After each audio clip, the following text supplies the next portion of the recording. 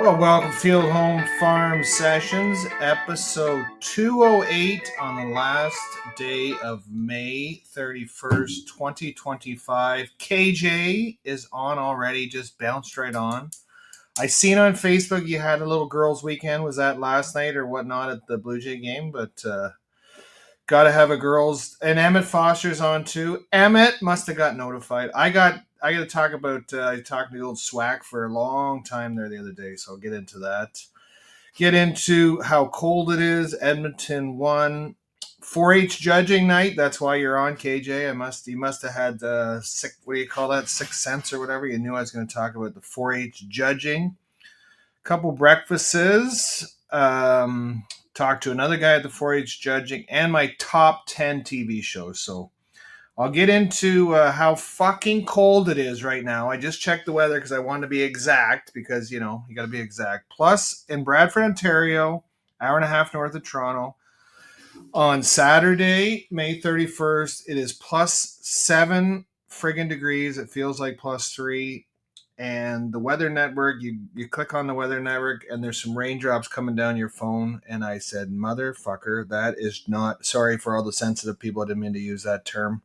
But I got my farming buddies. But rain's coming down the phone, and I want to get my beans sowed, and I think I'm going to say screw it and sow them anyways. It doesn't look like rain, but it's going to be plus 10, and then they talk on Wednesday and Thursday of 10 to 15 millimeters. Now, I had to do some research because I grew up with my dad doing feet and inches and whatnot. So I'm like, they always use millimeters. I don't know what the hell millimeters is compared to inches. So 25.4 millimeters to an inch. Any guy that has measurements might want to know that information, but 25.4 millimeters to an inch. So they said it's going to rain 10 to 15 millimeters. That's like less than half an inch. So it's not awful, but it looks like on your phone like it's crazy. So let's warm up. And I'm assuming, KJ, if you were at the Jays game, they would have had the roof shut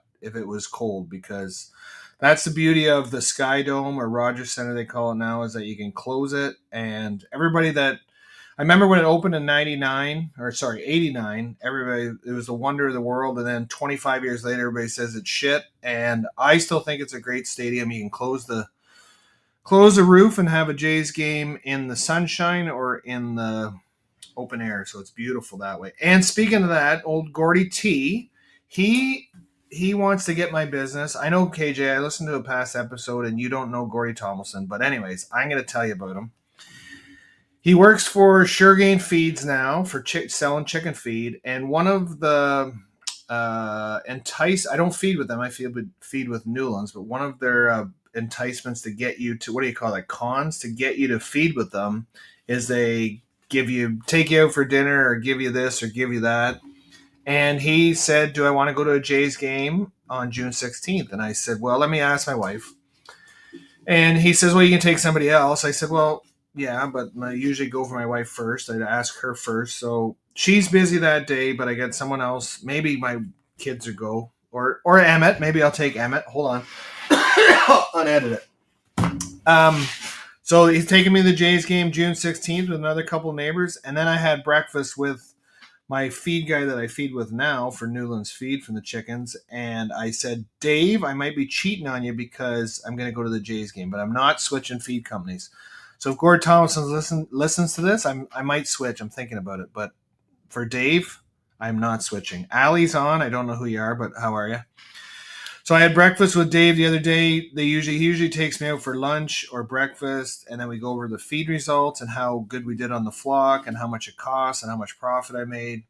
And it's easier to do that with chickens than it is with cows, because Emmett puts in his corn silage, his haylage, his hay, and unless you're buying it like Swack Hammer, I'll get into him later. Unless you're buying it like Swack, you don't 100% know your feed cost, because I guess you can OMFA it, but if you're customizing your feed, but you got hayseed, that varies from year to year. You got sprays, you got whatever your labor costs, putting the hay in, silo unloaders, if you got a bunker or something like that. The feed costs are so variable, whereas chickens, it's just what you feed. That's the feed you're buying all the feed. There's no different feed stuff coming with it. If you buy a different medication or whatnot, that comes into the feed. So it's pretty precise of what you make on your chickens. And the only real way to make or not make is if you have colder spring or colder summer where you don't have to heat the barn as much, or a warmer winter where you don't have to heat the barn as much. So, or sorry, in the summer ventilate. Allie said hi and they're gone. Sorry, I didn't pay attention. I don't know if that's a guy or a girl. You gotta be all these sensitive people in the world nowadays. You gotta be on the ball. So, and then Swacker, he gave me a text the other day. He said, "I love the episode, my last episode, because there's no humming on my friggin' computer." And anybody that listened to my I was just looking at the hearts there. KJ's got 146 and Emmett's got 174. So you're getting pretty close in the comparison. Mystery's not on. I guarantee if I say mystery, he'll be on. Roscoe also. So what was I talking about? Jesus Murphy. I got sidetracked. Swack. So I was talking. Swack said he loved the episode, and then so I called him because I was driving. I said I want to text, so I called him. He didn't answer because he's always busy. He went to another farm. He's on farm calls. He's Emmett's vet, and he's also another person's vet. Emmett liked the show and KJ. Oh, thank you. I think I forget. I used to say if you want to subscribe or just like the show, but I'm not worried about getting high in the ratings anymore. I just do this because I like doing it for my KJs, my Emmets, and my Mysteries, and everybody else that listens after Dirty Mike, Little Jerry, the old Swack, Steph, Plumber Scott is not on today. He's probably fighting fires or washing fire trucks, one or the other. That guy Scott, to give you a little information, I'll go back to Swack in a bit because I get off track, but Scott the plumber is the one of the busiest guys I know. Like he goes down to Nova Scotia, helps his daughter out. He firefights all the time. When he's not firefighting, he's doing plumbing on the side, all by himself basically. So he's very, very busy. There's a massive potato warehouse near me. It's called WD Potatoes, and my account needs attention. Yeah, whatever. And he does that. So he's one of the busiest guys I know as far as that goes. So great guy. So I had talked to the Swag, and Mehmet knows this, and Swag works for Steph and Jeff Stevenson too. So anyways, the Swag has rented. He bought a robot barn with quota on it, and then I don't know how it works with the farm and whatnot. But he doesn't own the farm. He just owns the cows and the quota and lease the barn from this guy. So you know KJ and Emmett, how the quota system works is kind of intertwined with silliness and whatever. So I think 5 years is up, and he is now building, but he owns a farm across 24 from Emmett. I've never been to his farm. I got to get to his farm one of these days, but so he's building a robot barn on his farm for his son Alex, and I guess his daughter's going to help and everything else. Swacker is just 100. He's busy like Emmett. He's busy like KJ. KJ, you're a different kind of busy because you're a social busy. You're going to Jays games. You're going to 4-H games. I don't mean that in a bad way. I'm just joking, KJ. You are a busy girl too. And so he got the foundation. He's going to build the robot barn. He says it's similar to the other robot barn he has with a pack. And Swacker is all about making money on the farm. It's got to make money. So he's not about the prettiness of the cows, and they got to be healthy. They got to be functional.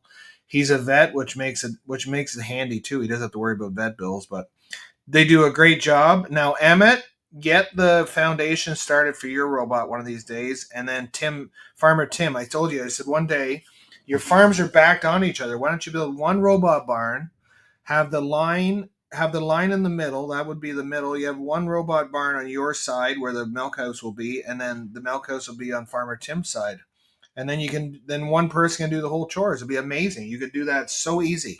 And you guys get along, so it's not good. It's not bad that way. And then I said, Swacker said he was worried about, I don't think Farmer Tim listens to my episode anyways. He's too busy, but Farmer Tim was worried about, well, how is he going to pay for the robot barn? I said, well, nowadays you don't have to worry about paying debt, or you don't have to worry about it. Just pay the interest. You don't have to make income. You don't pay income tax. Just pay interest. There's another person on. How are you today? It must be a Saturday of people joining in. How are you? I don't know where you're from, but how are you?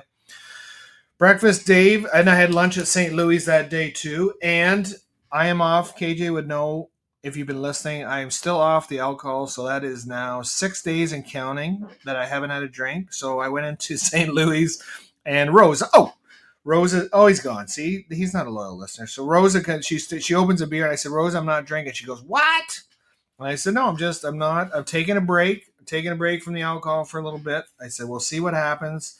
Got to get the weight down a bit. Got to just, I don't know if I'm really feeling any better because I'm not having a drink, but it is what it is. It's a hell of a lot cheaper, I tell you, not to drink. But then I think beer at lunchtime at St. Louis is $4, and I think the ginger ale I had was like $4.60. So I'm not really saving a ton of money. It's just you can have 4 ginger ales and drive. That's one of the advantages. So 3 messages. Emmett's just pushing like all the time. So is KJ. Thanks for that.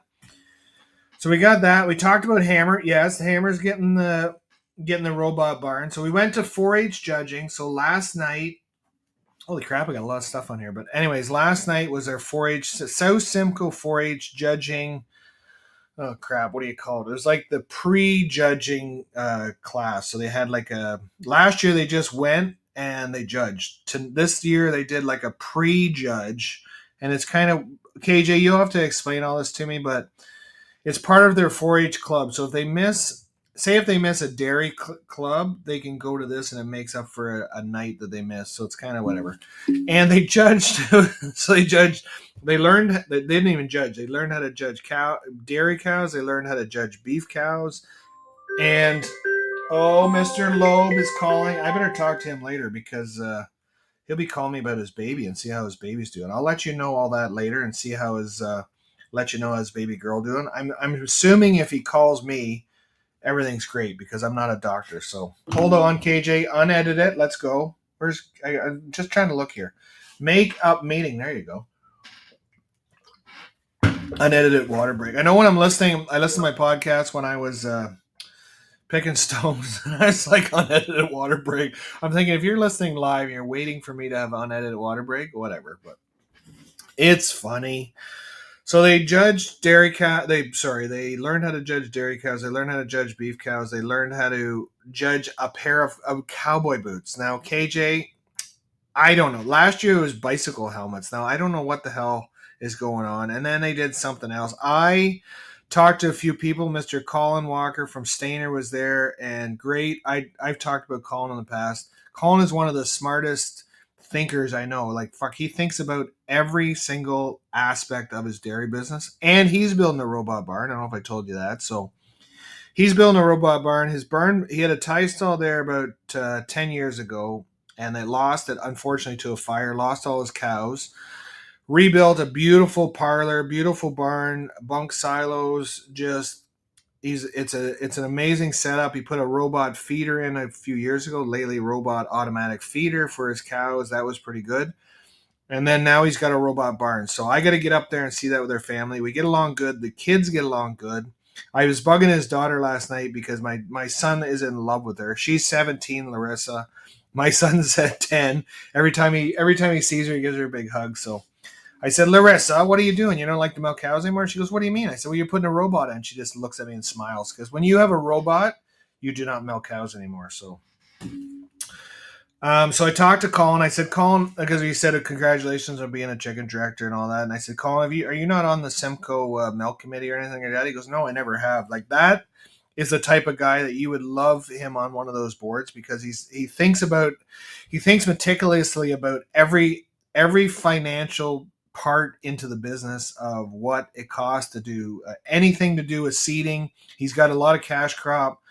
It's got to make money. He's used to, and he's a good shower, good clipper, and all that other stuff. But he's kind of scaled back from that in the last few years because he knows it doesn't make money. So I am down scheduling I was done talking to him. I went to my truck, had a little sleep, and then I had to read a bunch of stuff for my upcoming board meeting. Bunch of materials. I read the agenda and whatnot. I got down to one part of material. It's 106 pages. I said, holy shit. So I just started reading a bit of that and got sidetracked. Next thing you know, the meeting was over. So, And I had to take my girls because my wife is on a girls' weekend up at the cottage. Now, I don't know how many girls are there, quote unquote, but hopefully there's no guys. But anyways, her and her sister, I think it's her sister's birthday. I'm not gonna say how old she is. I think she's in her 40s somewhere and younger than my wife. And I gave her a couple jobs to do when she's up there. She's got to do something for the boat. She got to do something for something else. So she's like, "Oh my god, I'm having a girls' weekend." I said, "Well, that's the biggest difference between a girls' weekend and a boys' weekend. Usually, a boys' weekend, yes, you have a few drinks, but then you have a project you want to do. You want to get something done.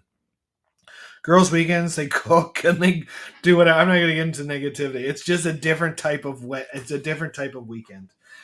And Edmonton, I got down hockey because if anybody's been following me, they know my hockey. So Edmonton won, a friggin' Canadian team in the final. It's awesome. Emmett liked the show again. Emmett, you're just loving the show every second. I don't know what that's doing, but anyways, thank you.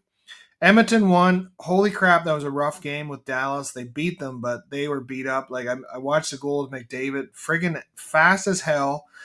He deked out the goalie, and the guy gave him a cross check as he scored the goal. And luckily, he turned. I'm thinking if he had lost his footing in that one little last bit, he would have been into the boards. But that's the difference between these teams and your miraculous Leafs. These teams have the will to. They're tough. They can go crazy. It is rough hockey, and congratulations to Edmonton and Florida. I hope Edmonton wins. Cross my fingers, but Florida's got a tough team. We'll see what happens. So. Did the 4-H, kept busy, but did that. I got to schedule my audit. We got a chicken barn audit every year. It's kind of like the dairy. Every other year in person, and the year after that you do it online, and then you get there's called CARS, corrective actions, if you do something wrong or if something's not checked. I remember last year I didn't put down that I checked my bird screens, and they said, "Oh, you got to put down that you checked your bird screens." I said, "Well, I did. I just didn't put it down." So, anyways, that's the beauty of audits with dairy and chicken. So, and on that note, I got my last part of today will be my top 10. Oh, stop with your Microsoft Teams. Your top 10 TV shows, my top 10 TV shows of all time. This is my top 10. Now, I don't know if it's any particular order, but we'll see what happens. I give one spot for my listeners for their choice.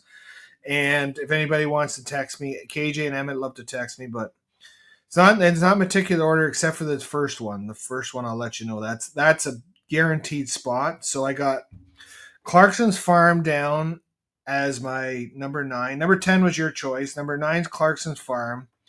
Yellowstone, I got number 8, Yellowstone. I got most of Yellowstone. The last season I haven't even watched because it's just getting silly. The Big Bang Theory is on there too for number 7. Number 6, it's a little bit gay, but Friends. That's for KJ. Friends, I used to watch Friends all the time when I was growing up. We watched the whole thing, and it was just whatever. I got down Happy Days, if you go back in time. Happy Days. Oh, friggin' hell, I got an honorable mention too. I just thought of. Hold on, I'll do that after. Friends, I got Happy Days as number 5. Number 4 was Three's Company. If you ever watched that, Three's Company. Number 3 was 2.5 Men. Now, 2.5 Men with Charlie Harper, not when they did. What's his name there? The other guy. Plumber Scott. You're on like the last minute, so I'm just doing my top 10 TV shows. So I got up to the number 2. Number 2 top TV show for myself was Dukes of Hazzard. Love that show. I had the whole box set and everything else, but those ones can intertwine anyway. I don't know that I liked all the shows. It's hard for me to rate them as far as that goes, but my number 1 show, anybody that knows me will know this, Seinfeld was my number 1 show. Like I can, if it comes on, I can watch that show every day, all the time. You quote it all your life. Hold on, unedit.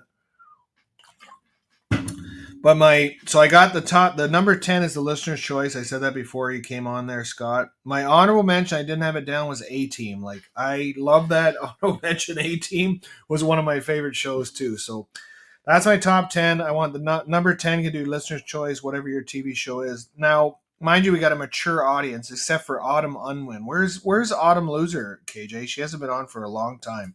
She would have definitely a different input for a TV show, but On that, Plumber Scott, you got to go back and listen. I gave you a couple positive shots there. I didn't tell you your bad spots about being a horse guy, but anyways, thank you for listening today. It was great. It was a long show today, over 20 minutes. We'll get in, but I'll talk to you later. Thank you for listening, everybody, especially my live listeners. Talk to you later.